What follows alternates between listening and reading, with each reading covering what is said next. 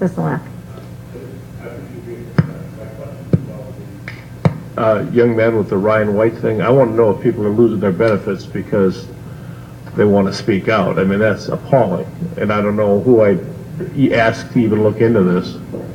That's hard to believe, Commissioner, but we would be more than happy to reach out and find out if there's any truth to that. Well, it's hard for me to even contemplate or imagine that that could happen, but if it's true, I think it's incumbent upon us to do whatever we can to cease it from occurring. Any other questions from commissioners or comments to staff?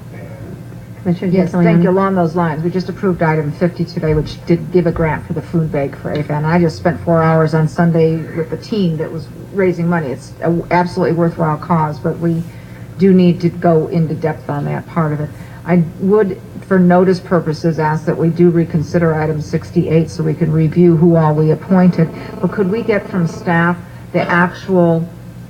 There's a contract that tells us what the Planning Commission is supposed to be doing and what their intent is, because you still have people that self-identify and don't, and I don't personally know whether or not we really do have the right representatives on that council. So if we could do that, if there's no objection. And I know Commissioner Weekly, don't you've had some concerns and some questions with some of this. I am a past member of the board there, and I appointed someone who is from that community that could really actually be there and really be some good eyes and ears, because there are a lot of concerns. I know that Tiffany, who works here in our office here, she's a former executive director with AFAN as well. So there are some concerns that definitely need to be So we need to know. The thing that concerned me, and not to take your question away from me, but what concerned me earlier was that the recommendations that came to us today were recommendations from another entity, if you will, which all we're to do is to ratify it.